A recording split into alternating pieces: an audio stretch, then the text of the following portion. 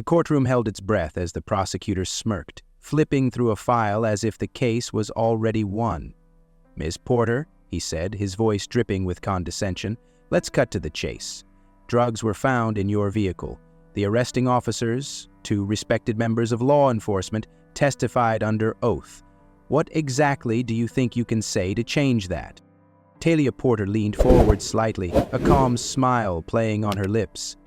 "I don't think, counselor," she said smoothly. "I know." And then she reached into her attorney's folder and pulled out a small, sleek device. A recorder. With a single press of a button, the courtroom filled with voices. "Just plant it. She won't fight back. Black woman, nice car. Easy case. No one questions this.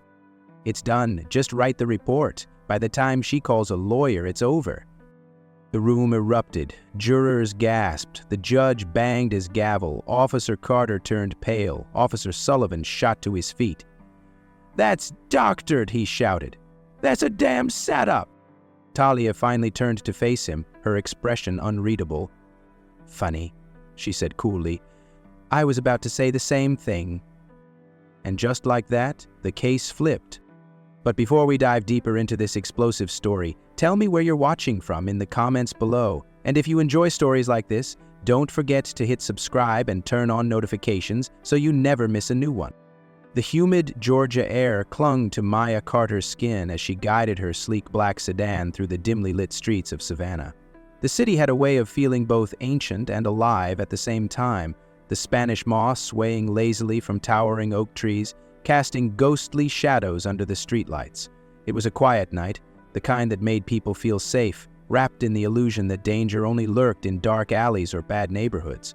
But Maya knew better. She had spent years learning that danger had no boundaries, no clear markers. It could sit behind a badge, wear a suit, or smile while plotting destruction. She let out a slow breath, rolling her shoulders to ease the tension of a long mission finally behind her. The assignment had been delicate, undercover surveillance on a high-level target with ties to international arms smuggling. The kind of operation that required patience, precision, and a talent for disappearing in plain sight, and Maya had done exactly that. Now, all she wanted was to get home, take a hot shower, and let herself fade into the temporary normalcy of an uneventful night. But old habits died hard. Even now, driving down familiar streets, she remained hyper-aware of everything around her, her mind automatically scanning for threats. A silver sedan was parked just a little too far from the curb, its engine still running. A man standing outside a convenience store glanced up as she passed, holding his phone at just the right angle to be taking pictures.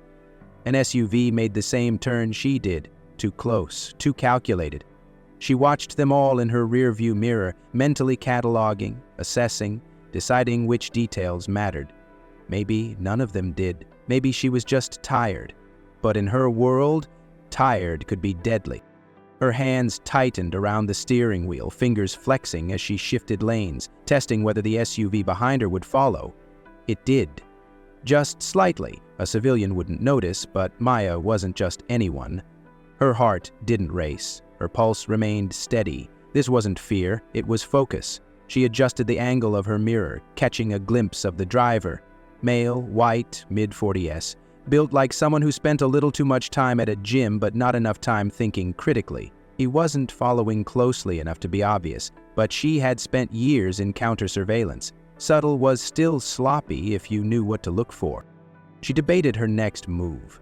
If this was nothing, she'd be home in less than 10 minutes. If it wasn't, well, she had survived worse. The streets stretched ahead, empty and quiet, the stillness giving the illusion of safety.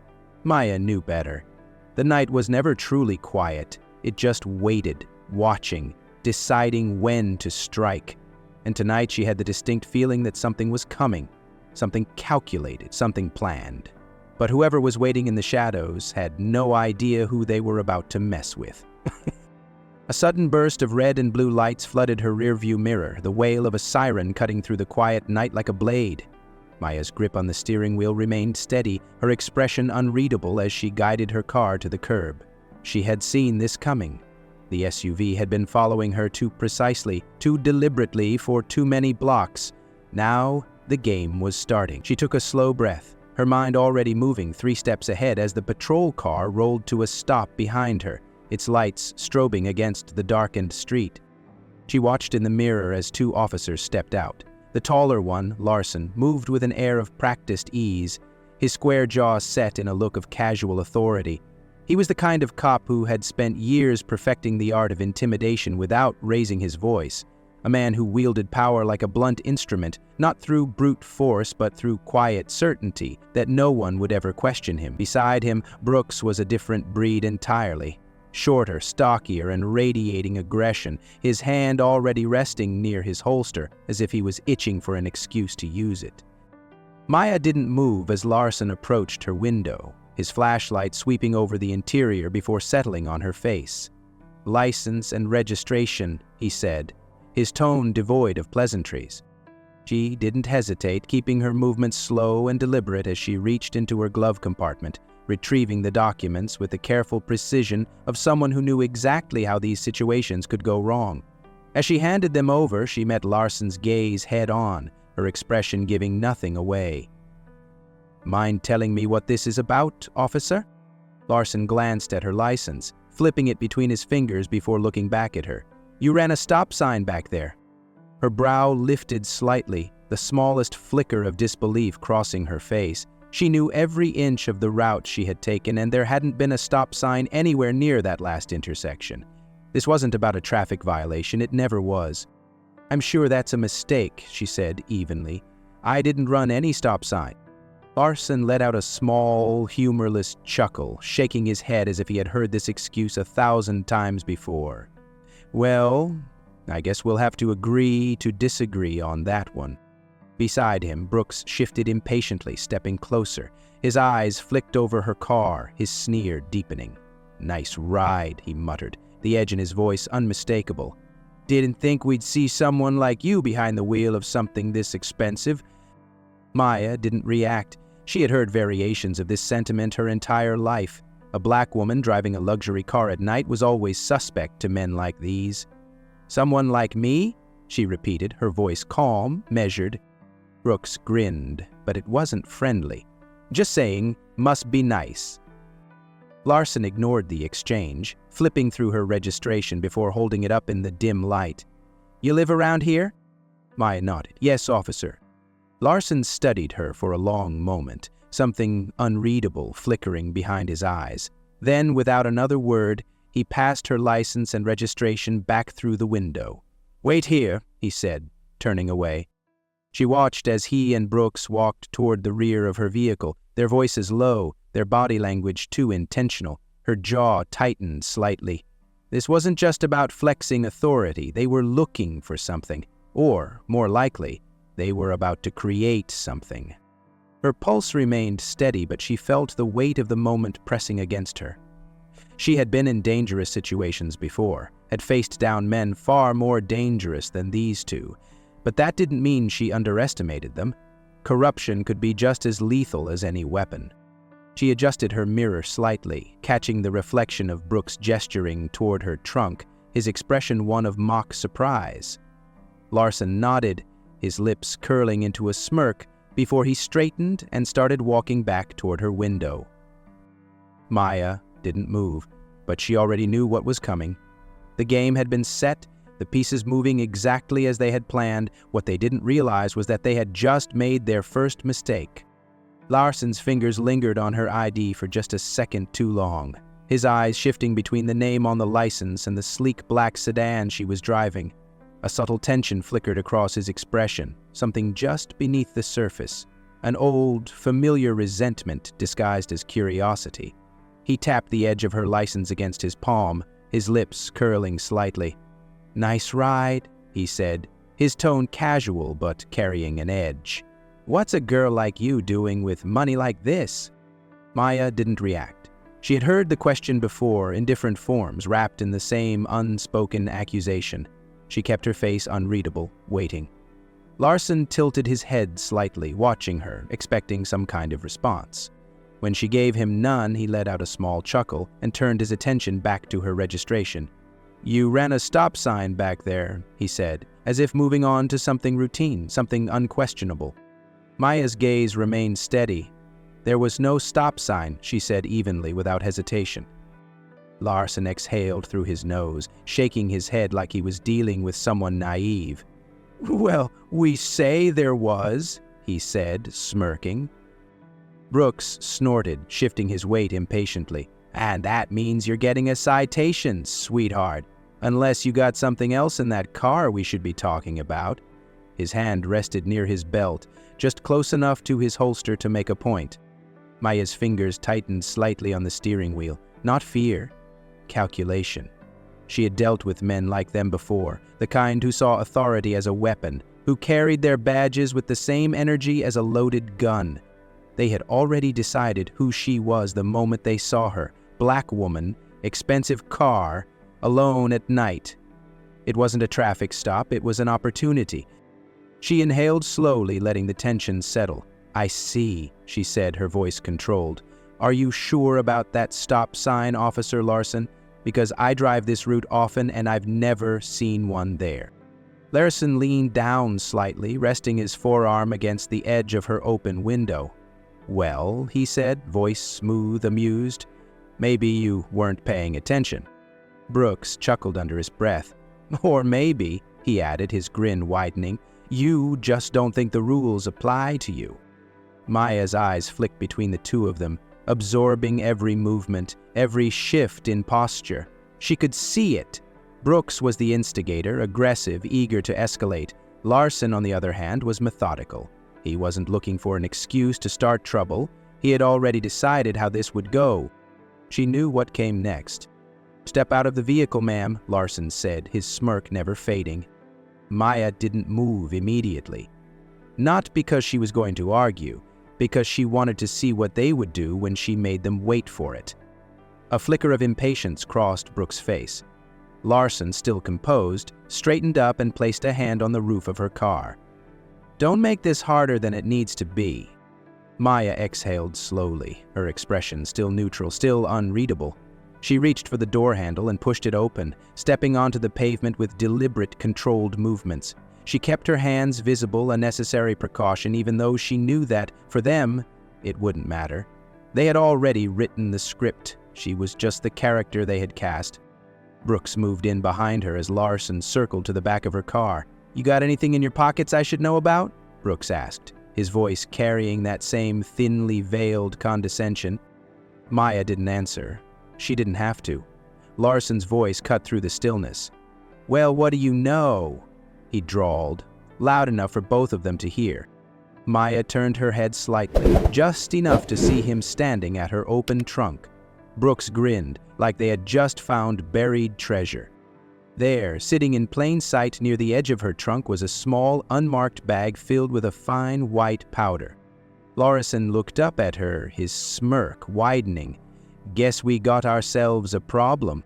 Brooks bent down, picking up the small, unmarked bag between his fingers, shaking it slightly as if testing its weight. His grin widened, the kind of satisfaction that came from knowing the game was rigged in his favor. "Well, well," he drawled, turning the bag over in his palm, watching the powder shift inside. "Looks like we got ourselves a real case." Maya didn't react. Her heartbeat remained steady, her expression unreadable. Her mind, however, was already moving at lightning speed, analyzing every detail, every possible outcome. The bag hadn't been there when she left home, and it certainly wasn't hers. The placement was too perfect, too convenient. This wasn't sloppy corruption, it was practiced, rehearsed. She had walked into a scene that had played out for dozens of others before her, the difference being that she knew exactly what was happening.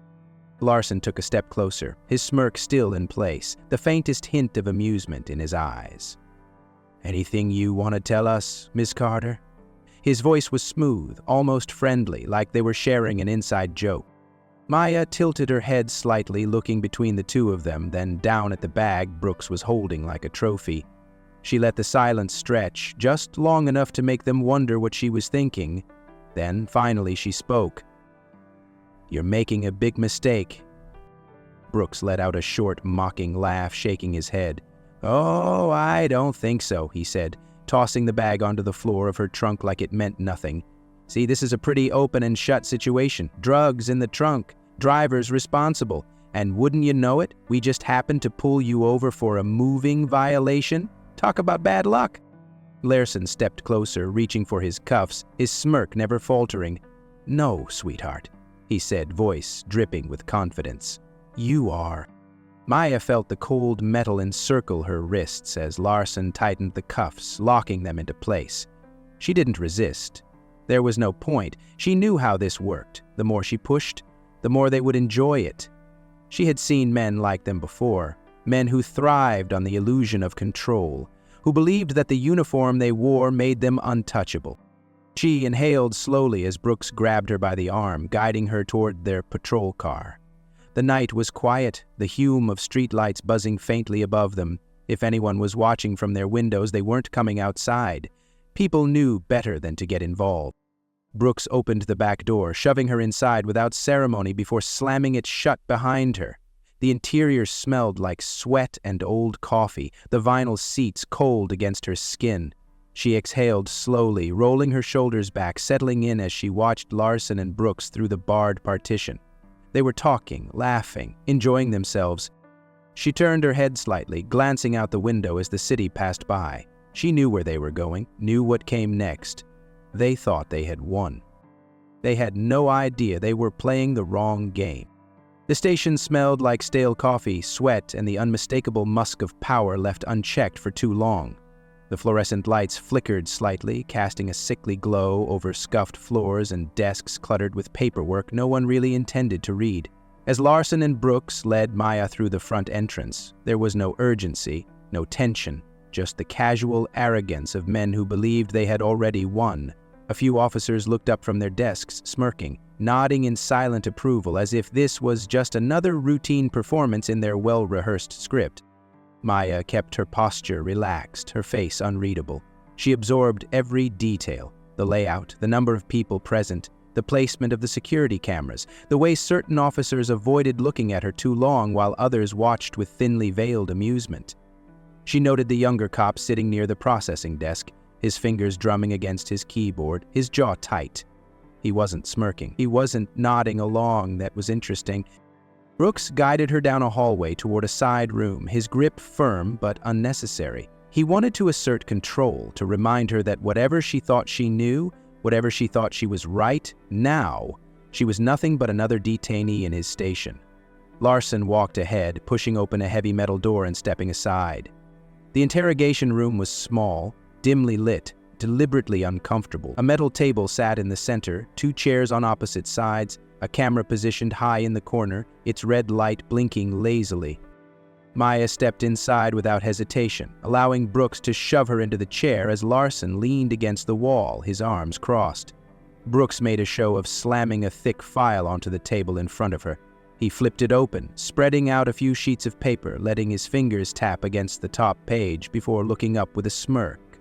"Your life's over," he said, his voice filled with smug certainty. Maya tilted her head slightly, studying the pages in front of her. Standard arrest report, a charge sheet, photos of the so-called evidence. It was all there, perfectly packaged, perfectly orchestrated, a story built to hold up just long enough to get her processed, booked, and shoved into a system that thrived on the assumption that no one would question the men who put her there. She let the silence stretch, watching them, waiting. Larson exhaled through his nose, stepping forward. "See, you might think you're clever," he said, his voice measured, controlled, the voice of a man who liked to hear himself talk. "You might think you can talk your way out of this, but the thing about cases like these, they don't need a lot of talking." Brooks pulled a chair out across from her, sitting down with a lazy sprawl, drumming his fingers against the table. "Open and shut," he agreed. "Drugs in your car, failure to comply, possession with intent to distribute. You know what that means. Minimum of 10 years, sweetheart." Maya's pulse remained steady, her expression giving nothing away. She shifted slightly, just enough to make them aware of the movement. "That's a lot of confidence," she said, her voice smooth, even. "Almost like you've done this before." Brooks chuckled, leaning back in his chair. "You think you're special?" he asked. "You think this is about you?" He shook his head, his grin widening. "You're just another name on a list, lady, and let me tell you something. Nobody's gonna dig too deep into a case like this. You know why?" Maya said nothing. Larson leaned down slightly, planting both palms on the table, his voice dropping just enough to make it clear he wanted her to listen. "Because the people who end up in your position, they don't matter." Maya met his gaze, unflinching, unreadable. For a brief moment, something flickered in Larson's expression, something close to irritation. He had expected defiance, anger, desperation. He wasn't getting it. Brooks exhaled loudly, pushing back from the table. "All right, I'm done wasting time," he said, standing up. "Let's get her processed." Larson lingered a second longer, his eyes narrowing slightly as if trying to figure out what he was missing. Maya watched him, letting the silence stretch just a bit longer before offering the faintest hint of a smile. That was his crack? He didn't know it yet, but the moment he walked out of that room, the game had already started slipping from his control. Officer Jake Turner sat at his desk, trying to focus on the endless paperwork in front of him, but his mind kept drifting to the woman they had just brought in. Something about the whole thing felt off. He had seen plenty of arrests in his short time on the force, but this one didn't sit right. Maybe it was the way Larson and Brooks were acting, too smug, too comfortable, like they'd already won. Or maybe it was the way Maya Carter carried herself, how she didn't argue, didn't plead, didn't even flinch. He glanced up at the holding cells, catching a glimpse of her through the bars. She was just sitting there, back straight, posture calm, her eyes unreadable as she stared at the wall. Most people in her position would be pacing, pleading, breaking down. Not her. She looked like she was waiting. For what, he wasn't sure, but the unease in his gut deepened. He turned back to his computer, absently pulling up the arrest report Larson had filed. The charges were standard: possession with intent to distribute, resisting arrest. He scrolled down, checking the evidence log. Bag of powder found in the trunk. No body cam footage attached. His fingers hesitated over the keyboard. That was unusual. Standard protocol required body cam footage, especially in an arrest involving narcotics. Even if an officer claimed their camera malfunctioned, there was always the dash cam, but when he checked the system, there was nothing. No footage from Larson, nothing from Brooks, just a conveniently detailed report backing up their version of events. His stomach tightened. This wasn't just an oversight, it was intentional. He glanced over at the bullpen where Larson and Brooks were laughing with a few of the older officers. They had that easy confidence, that sense of security that only came with knowing no one would ever question them, and maybe no one ever had. Turner swallowed hard and clicked into past case files, scanning through old arrests. The pattern jumped out immediately. Same circumstances: traffic stop, drug possession, suspect denies ownership, no body cam footage. Over and over. His pulse quickened as he clicked into one of the cases. The defendant had been sentenced to 10 years. No prior record. Just another name in the system, another conviction that no one had looked twice at. He checked another. Same thing. And another. The reality hit him like a punch to the gut. This wasn't an accident. It was a system, a machine that had been running long before he got here. His fingers hovered over the keyboard. He could report it, flag the missing footage, bring up the inconsistencies. But then what?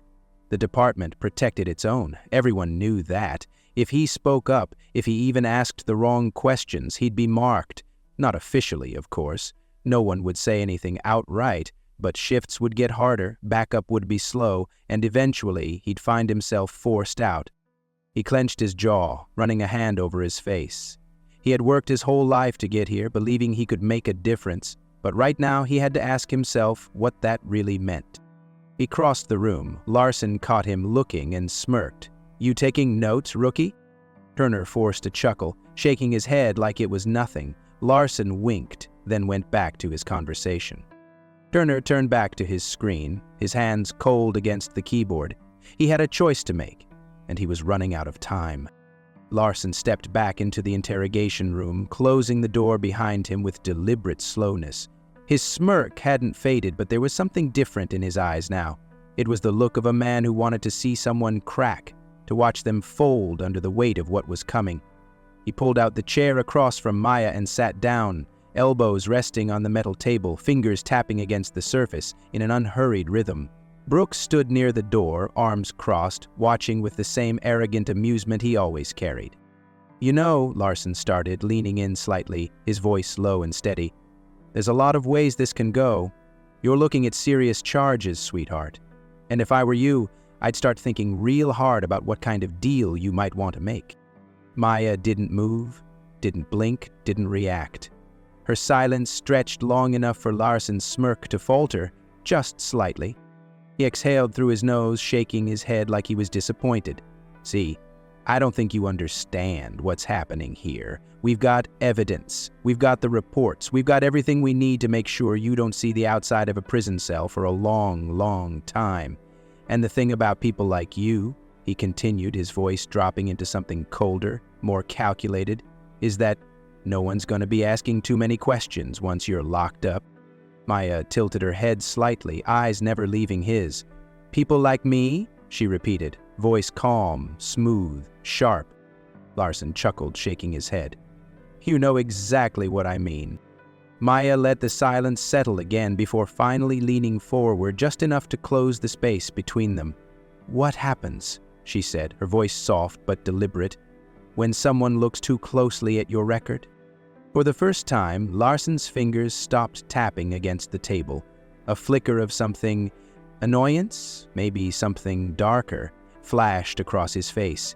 He recovered quickly, but Maya caught it. Behind him, Brooks shifted, just barely. It was subtle, but it was there. A hesitation. Maya smiled slightly. "It's an interesting reaction," she mused. "Almost like you've got something to worry about." Brooks scoffed, rolling his eyes. "Please," he muttered, but the tension in his shoulders betrayed him. Larson's smirk returned, but now it looked forced. He leaned back in his chair, shaking his head. "Nice try," he said, "but you're the one in cuffs. You're the one who's about to be processed, not me. You can play tough all you want, but none of it changes the fact that we own this situation." Maya exhaled slowly, sitting back. "You really believe that?" she asked, tilting her head slightly, studying him. "You think this little game you're playing is airtight? That no one's ever going to question why so many of your arrests look exactly the same?" Larson's jaw tensed, just slightly. "You don't know what you're talking about," he said. Maya's smile widened, but only a fraction. "Don't I?" she said quietly. "Because from where I'm sitting, I see two men who've gotten away with this for a long time. But the thing about patterns is that eventually someone notices." Brooks scoffed again, shaking his head. But Larson was watching her more carefully now, his amusement thinning at the edges. Maya let the silence stretch just a little longer before she sat back fully, exhaling as if she had all the time in the world. "You've already lost?" she said simply. Larson let out a small laugh, but this time it wasn't as confident. It was forced. He stood up abruptly, pushing his chair back with a sharp screech against the floor.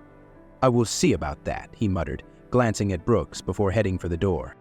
Maya didn't bother watching them leave. She already knew she had won the first round. Turner sat at his desk, his fingers hovering over the keyboard, heart pounding harder with every file he pulled up. He told himself he was just checking procedures, making sure everything lined up. But deep down, he already knew what he was going to find. His gut had been screaming at him from the moment Larson and Brooks strutted into the station with that woman in cuffs, wearing the same smug expressions they always did when they thought they had the world figured out. He opened the first case, scrolling through the details. The same arrest pattern: traffic stop, suspect allegedly found with narcotics in their vehicle, no body cam footage, resisting arrest tacked on for good measure. The defendant: a 22-year-old black man with no prior record, sentenced to 15 years. Turner swallowed hard and clicked another. Same thing, and another. His breathing grew shallow as the list kept growing, each name another life ruined, another person caught in a system designed to never give them a chance. Then he found it. One case standing out from the rest. A man named Eric Daniels, 10 years for possession with intent to distribute, convicted solely on the testimony of the arresting officers, Lawson and Brooks. Turner's throat went dry as he scanned the report. No prior offenses, a stable job, a family. The evidence had been a small bag of cocaine allegedly found in his glove compartment. No body cam footage, no dash cam footage, just Larson's word. Turner's hands trembled slightly as he leaned back in his chair, rubbing a hand over his face. He had been on the force for less than 2 years. He wasn't stupid. He had heard the whispers, seen how things worked, but he had never looked this closely before, had never seen just how deep it went. How many others were sitting in cells right now because of these two? How many had pleaded their innocence, only to have no one believe them? He looked up, eyes scanning the station. Larson and Brooks were at their usual spot near the break room, laughing over something, probably talking about their latest win. His stomach twisted in disgust. They didn't just know what they were doing, they enjoyed it. His fingers twitched over the keyboard. He could report it, flag the cases, request an internal review, but he knew how that would end. The department protected its own. If he filed anything officially, it would get buried, and he'd be marked as a problem. First, they'd ice him out. No backup, no trust, no future here. Then, they'd make sure he never worked in law enforcement again. He swallowed, forcing himself to think. There had to be another way. His eyes flicked toward the front desk, where the station's public terminals connected to external networks. He stood abruptly, his chair scraping against the floor. Every step toward that terminal felt heavier, like gravity itself was trying to hold him back. He sat down, logged into a secure email server, and began typing. To whom it may concern. There is something wrong in this station. I don't know who else to turn to. Attached are case files that need to be investigated. People are sitting in prison because of false arrests. Please help. He hesitated only a second before attaching the files. His finger hovered over the send button. If he did this, there was no turning back. He pressed it. The message disappeared, sent into the void. His hands were still shaking as he logged out and walked back to his desk, trying to act normal. The weight in his chest didn't lift. If anything, it got heavier, because now it was just a matter of waiting to see who would come knocking first. The FBI, or Larson and Brooks. Turner kept his head down for the rest of his shift, his pulse thrumming under his skin like a warning bell. He avoided looking at Larson and Brooks, avoided meeting anyone's eyes for too long, afraid that somehow they'd see right through him. He had done something irreversible. He had sent the email. The files were out there now. It was only a matter of time before the right or wrong person saw them. He forced himself to breathe, to stay still, to act like nothing had changed. But everything had. Every time the front doors of the station opened, his shoulders tensed. Every time a radio crackled, his stomach tightened. He checked his email twice, 3 times, just to make sure the message had really sent, that it wasn't sitting in some unsent folder, waiting to be discovered by the very people he was trying to expose. It was gone, out of his hands. But the paranoia didn't fail. Across the room, Larson and Brooks were still riding high on their latest win, laughing with a few of the other officers, tossing back coffee like it was whiskey, talking just a little too loudly about how easy some cases were. Turner gritted his teeth and forced himself to focus on his computer screen. They were too confident. They had been getting away with this for so long, they didn't even consider the possibility of losing. He checked the clock. Just a few more hours, then he could go home, pretend he hadn't just put his career and possibly his life on the line. He was reaching for his coffee when the air in the room shifted. A presence, heavy, authority walking in. The station doors swung open. 3 men in dark suits entered. FBI. Turner felt his stomach drop.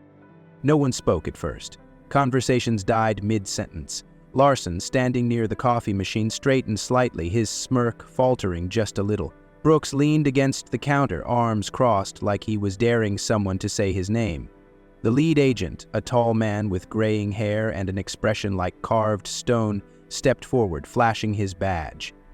"Agent Daniel Price, FBI," he announced, his voice cutting through the silence like a knife. "We need to speak with Officers Larson and Brooks immediately." The room tensed, energy crackling through the air. Larson's smirk returned, this time sharper, more calculated. He took a slow sip of his coffee, pretending not to care. "What's this about, Agent Price?" he asked, his tone light, playful even. "Don't tell me the feds are looking for traffic violations now?" Price didn't blink. "It's about ongoing investigations into multiple wrongful arrests, falsified reports, and abuse of authority," he said, his voice like cold steel. "You're coming with us." Turner barely breathed. The world felt like it had frozen around him. This was happening. It was real. Larson chuckled, shaking his head. "This is ridiculous. You don't just walk into a police station and start throwing around accusations." "We're not throwing around accusations," Price said. "We have evidence." For the first time, something flickered in Larson's expression. It was brief, almost imperceptible, but Turner saw it. A crack, a moment of uncertainty. Brooks' arms tightened where they were crossed, his jaw locking. Price nodded to his agents, who stepped forward. "Let's go," he said. "Now." Larson's smirk was gone. He looked around the room, waiting for someone to step in, to defend him, to stop this from happening. No one did. Some officers shifted uncomfortably, but no one moved. No one spoke.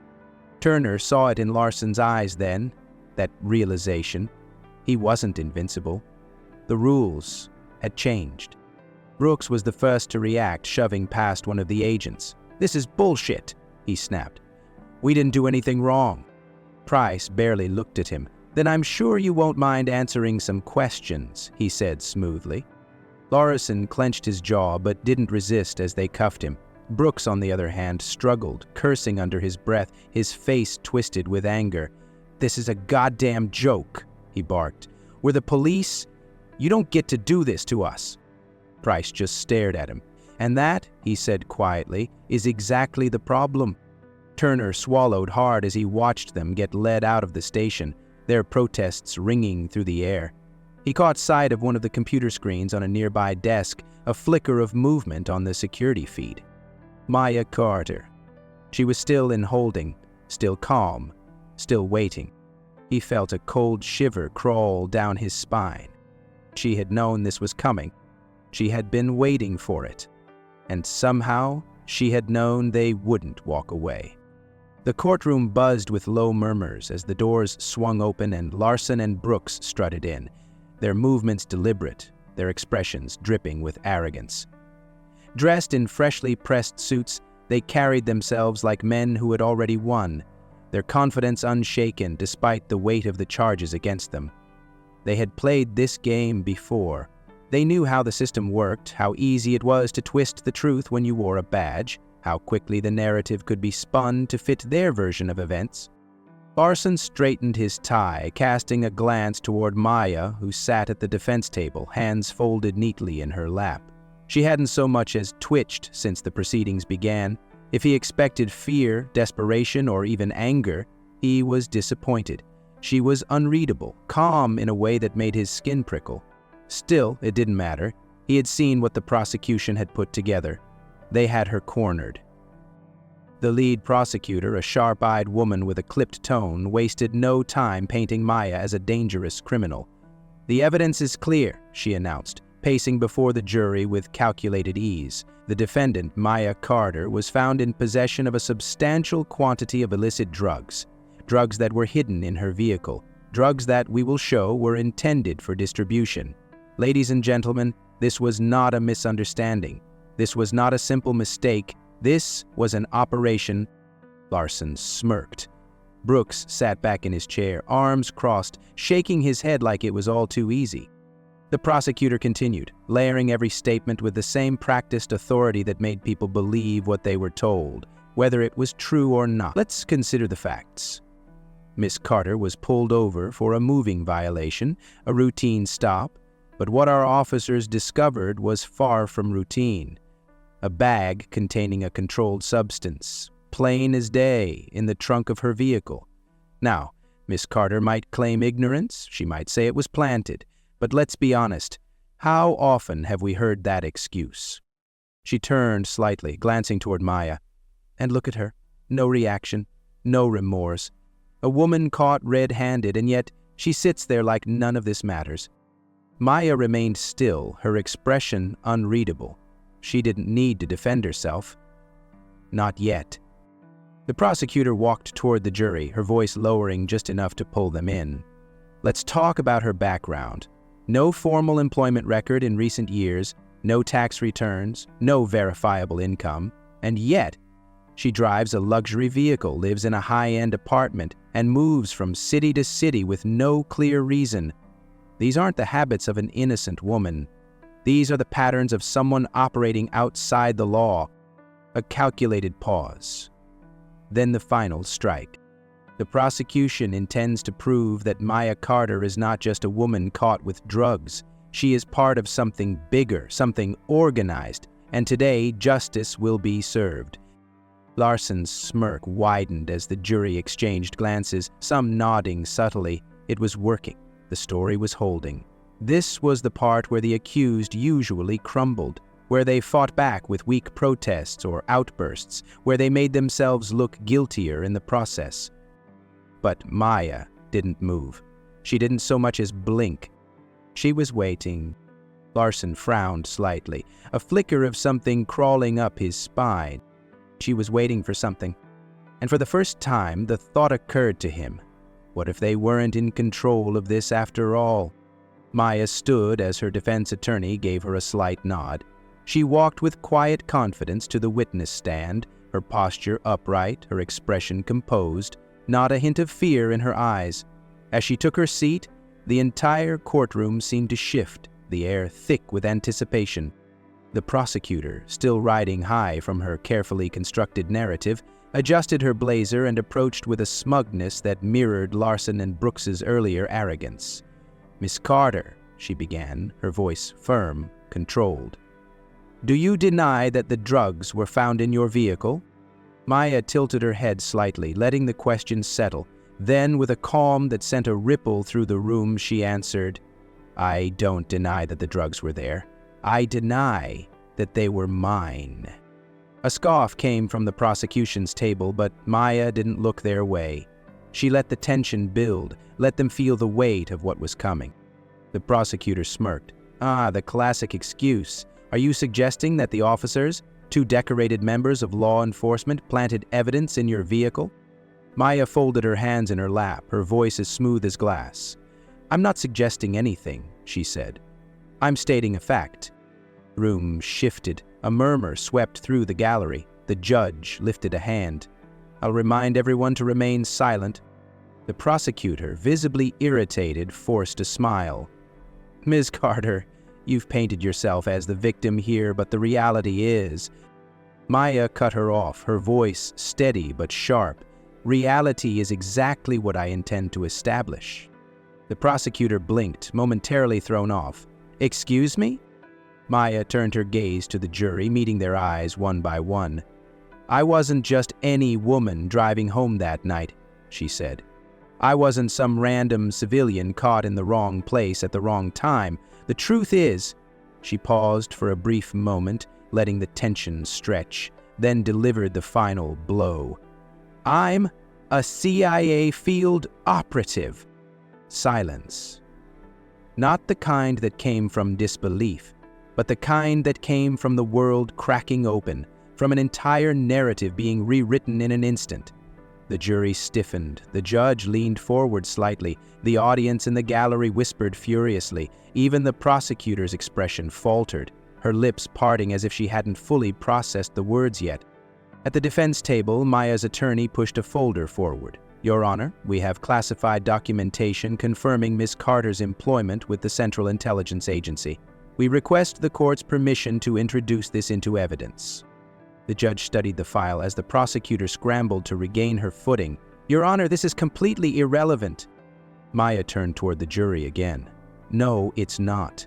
Because it proves that I knew exactly what was happening that night. It proves that I knew exactly what these officers were doing because I've spent my career uncovering men just like them."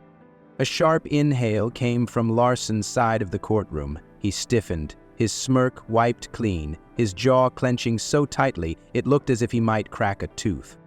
Maya continued, her voice unwavering. "I knew from the moment they pulled me over that they weren't following procedure. They never intended to give me a traffic ticket. They intended to plant evidence, fabricate a crime, and add my name to a long list of people they've done this to before. I knew because I've seen it. I've spent years investigating corrupt officials, watching them manipulate the system to their advantage, counting on the fact that no one will question their authority. She reached into the folder her attorney had provided and pulled out a small, sleek device. A digital recorder. The prosecutor opened her mouth to object, but Maya was already speaking. Luckily, I also know how to protect myself. She pressed play. The room filled with voices. 2 voices, Larson's and Brooks. It's easy. You plant it, you play it cool. By the time they get a lawyer, it's too late. A sharp intake of breath rippled through the courtroom. Someone in the gallery gasped. They all say it wasn't theirs. Who's going to believe them over us? The recording continued, playing snippets of the officers laughing, joking, mocking past victims. Words that dripped with the weight of absolute certainty that no one would ever hold them accountable. Brooks shot out of his chair, his face red with rage. That's illegal. That can't be used. Maya turned her gaze on him, tilting her head slightly. You didn't seem too concerned about illegal evidence when you were planting it in my car. The judge slammed the gavel. Enough! His voice rang out, commanding silence, though the room still buzzed with shock. He turned to Maya's defense attorney. Where was this recording obtained? Her attorney remained composed. Ms. Carter had a hidden recording device sewn into the hem of her jacket. It activated the moment she was stopped, recording everything that followed. Larson was frozen, his jaw clenched, his hands gripping the table so tightly his knuckles turned white. He could see the jury, their expressions no longer neutral, no longer receptive to the lie they had been fed just moments before. The prosecutor looked pale. Your Honor, this? Maya's attorney cut in, his voice smooth but firm. The integrity of the prosecution's case rests entirely on the testimony of these 2 officers, but their own words, he gestured to the recording, still playing, damning them in real time, prove beyond any doubt that they are not only unreliable but corrupt. Maya watched Larson closely. She saw it happen. The moment realization sank in, the moment he understood that the game was over. That smirk, the arrogance that had carried him through so many trials, through so many easy convictions, was gone. The recording ended. The courtroom remained silent. The judge exhaled slowly, his face unreadable as he leaned forward. Miss Carter, he said, his voice even but carrying the weight of what had just unfolded, do you have anything else to add? Maya let the moment breathe. Then finally she spoke. Yes, she said, her voice unwavering. I told them they were making a big mistake. And now everyone knew she was right. The doors to the courtroom burst open with a force that silenced the remaining whispers in the gallery. The sharp sound of polished dress shoes echoed through the chamber as a team of FBI agents strode in, their presence cutting through the charged atmosphere like a blade. The lead agent, Daniel Price, moved with quiet authority, his badge already in hand, his gaze locked onto the 2 men seated at the prosecution's table. Brandon Larson, David Brooks. Price's voice carried through the courtroom, clear and unwavering. Stand up. Larson barely moved. His jaw twitched, his eyes darting toward the judge, toward the prosecutor, toward anyone who could step in and stop what was happening. Brooks, on the other hand, wasn't so composed. He shot to his feet, knocking over his chair in the process. This is bullshit, he snapped, his voice cutting through the stunned silence. We're officers of the law. Price remained unfazed. Not anymore, you're not. Harrison's composure cracked as the agents closed in. You can't do this, he growled, his voice low, desperate. This is a goddamn circus. This whole thing is a setup. Maya sat motionless at the witness stand, watching as the very men who had once been so certain of their power now realized just how little of it they had left. She could see it, the way Larson's fists clenched, like he wanted to fight but knew he couldn't. The way Brooks's entire body vibrated with barely contained panic. They weren't in control anymore, and they knew it. One of the agents pulled out a warrant. Brandon Larson, David Brooks, you are under arrest for falsifying police reports, obstruction of justice, conspiracy to frame a federal agent, and multiple counts of civil rights violations. The words cut through the courtroom like a final gavel strike. Brooks' eyes darted wildly around the room. "This is insane! We've done nothing wrong!" "Your own voices say otherwise," Maya said calmly from her seat. Larson turned to her then, his eyes burning with hatred, but there was nothing left for him to say. No threats, no intimidation, no smug remarks would save him now. Turner stood up slowly from his seat at the back of the courtroom. His voice, for the first time since this had started, was steady. "There's more," he said. The entire room turned toward him. Turner cleared his throat, his hands shaking only slightly as he stepped forward. "Your Honor," he said, addressing the judge directly, "I have evidence linking these officers to at least 20 prior cases of wrongful convictions. I've compiled arrest records, missing body cam footage, and discrepancies in their reports going back years." He turned toward the lead FBI agent. "It's all been sent to your office." A ripple of shock coursed through the courtroom. Even Price seemed surprised for half a second before he nodded approvingly. The judge exhaled sharply, rubbing his temple before finally turning toward the prosecution's table, where the lead prosecutor looked as though she wanted to sink into the floor. "I assume," he said, his voice heavy, "the state will be withdrawing all charges against Ms. Carter?" The prosecutor swallowed hard and nodded. "Yes, Your Honor." Maya's attorney stood. "Then we request that all records of her arrest be expunged immediately." "Granted," the judge said before turning toward Maya. His expression was unreadable, but there was something in his eyes, not quite an apology, but something close. "Miss Carter, you are free to go." For the first time since the trial began, Maya allowed herself a small smile. The agents moved in, snapping cuffs onto Larson and Brooks. The once smug officers barely resisted, their silence now the only weapon they had left. Turner caught Maya's gaze as she stood. She studied him for a long moment, then gave him a nod of acknowledgement.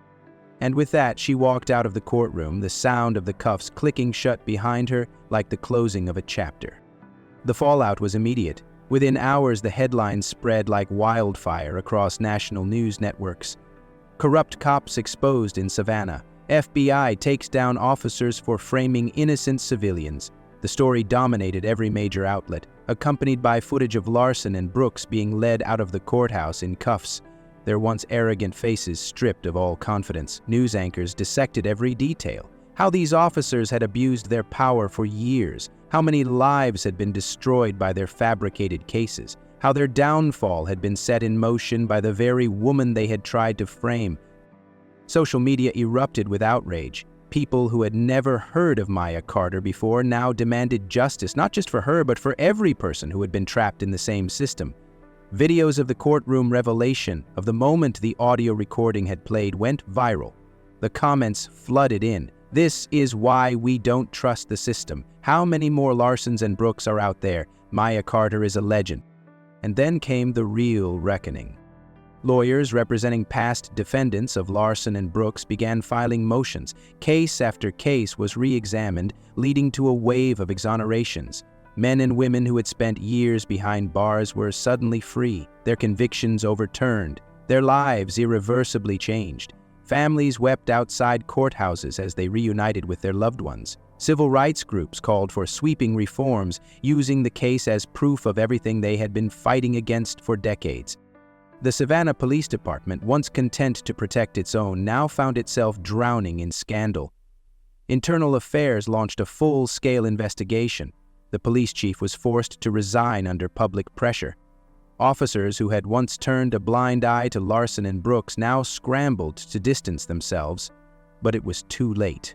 The FBI's involvement meant that this wasn't going to be buried. Every officer who had been complicit, who had looked the other way, who had helped keep the machine running, was now under scrutiny.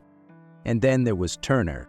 In the eyes of some, he was a hero, the officer who had done the right thing when it mattered most, the rookie who had refused to be part of the corruption.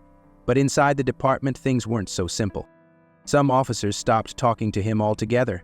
Others made it clear that he had betrayed the brotherhood. He heard the whispers in the locker room, saw the looks that lingered a second too long. One night, as he left the station, he found his car vandalized, the words "rat" and "traitor" scratched into the paint. He clenched his fists but didn't report it. He already knew no one would investigate.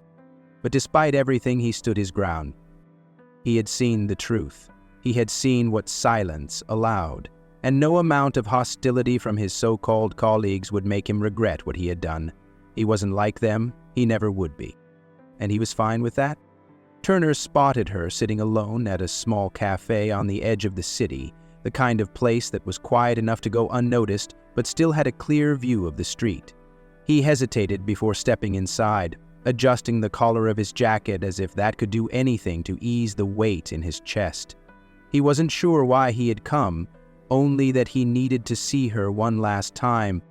Maya sat with her back straight, a cup of coffee cradled in her hands. She looked exactly as she had in that interrogation room, calm, deliberate, like someone who was always a step ahead of the world around her. When she noticed him, she didn't seem surprised. She just nodded toward the empty seat across from her, as if she had been expecting him all along. Turner slid into the chair, exhaling slowly. "I should have spoken up sooner," he said, his voice quieter than he intended. "I knew something was off. Maybe not at first, but I saw things. I ignored them." Maya studied him for a long moment, her expression unreadable. Then, setting her cup down, she tilted her head slightly. "But you didn't ignore this one." He let out a hollow laugh, running a hand through his hair. "Yeah, barely. I sent the files, I gave the testimony, but it shouldn't have taken this long for me to see what was right in front of me." Maya leaned forward slightly, her voice steady, carrying none of the bitterness he expected. "You're not the first person to think silence keeps you safe. You won't be the last. The system counts on people like you looking the other way." She let the words settle between them before adding, "But now you haven't. And what you do next is what matters." Turner swallowed, feeling the weight of her words press against the guilt in his chest. "You make it sound simple," he muttered. "It's not," Maya admitted, "but it is a choice." He thought about the looks he had been getting at the station, the way conversations cut short when he walked into a room. He thought about his car, the way someone had made sure he knew exactly what they thought of him for breaking rank. He wasn't stupid. He knew how this worked. They might not come after him directly, but they'd push him out, isolate him, make sure he understood he was no longer one of them. "You think it was worth it?" he asked suddenly. Maya held his gaze. "Do you?" Turner didn't answer right away. Instead, he glanced out the window, watching people go about their lives as if the world hadn't just changed. Then, finally, he nodded. "Yeah," he admitted, "I do." A flicker of something passed through Maya's eyes. Approval, maybe? She stood, smoothing out the sleeves of her jacket. "Then don't regret it," she said simply, "no matter what comes next." Turner watched as she picked up her bag, slinging it over her shoulder. He wanted to ask where she was going, what her next move was, but somehow he already knew the answer. Maya Carter wasn't the kind of person who stayed in one place for long. She was always moving forward, always playing the long game. And now that this chapter was over, she had somewhere else to be. As she stepped toward the door, she paused just long enough to glance back at him. "Good luck, Officer Turner." He almost laughed at the irony. "Yeah, you too." And then she was gone, disappearing into the crowd like she had never been there at all. Turner sat there for a long time, staring at the empty chair across from him. The world had already moved on, but he knew he never would, because no matter where Maya Carter went, the storm she had started here would keep raging. And for the first time, Turner wasn't sure he wanted to stop it. Maya moved through her apartment with practiced ease, the dim glow of the bedside lamp casting soft shadows against the walls. She packed light, she always did. A small duffel sat open on the bed, neatly filled with a change of clothes, her travel documents, and a compact but powerful laptop that contained encrypted files only a handful of people in the world could access. The mission in Savannah was over, but there was always another one waiting. She reached for her leather jacket, slipping it over her shoulders, as her eyes flickered to the television in the corner of the room. The news was still covering the fallout of the trial. The footage replayed in a loop, Larson and Brooks in handcuffs, Turner's testimony, the moment the recording had played in court. The media was calling it one of the biggest police corruption cases in recent history. But Maya knew better. This wasn't just about two dirty cops. This was about a system designed to protect itself. And for every Larson and Brooks who got caught, there were a dozen more operating in the shadows, waiting for their turn to take power. Her phone vibrated on the nightstand. She glanced at the screen, the number unlisted, encrypted, right on time. She picked up and answered with a quiet "Carter." A familiar voice responded, "It's time." She smirked slightly, grabbing the duffel off the bed as she stepped toward the door. "Where am I headed?" "Chicago. High-level corruption. It's deep and it's dangerous." She didn't hesitate. "Send me the files. They're already in your inbox." Maya slung the bag over her shoulder, stepping into the hallway as she locked the door behind her. The air was crisp, the city buzzing with life. Another night, another mission, another battle waiting to be fought. She smirked, tucking her phone into her jacket pocket as she walked toward the waiting car. "Let's get to work." The screen fades to black, leaving only the echo of Maya's words lingering in the silence. But the story isn't over. It never really is. Because for every one person like Maya, there are countless others who don't get a second chance, who don't have the resources, the training, the connections to fight back, people who vanish into a broken system, their stories buried, their voices stolen. How many others have been silenced by a system built to protect itself? How many stories never get told? What would you do if you were in Turner's shoes? The truth will always come to light. The question is, who will stand for it? The credits roll, the impact lingers, the fight continues.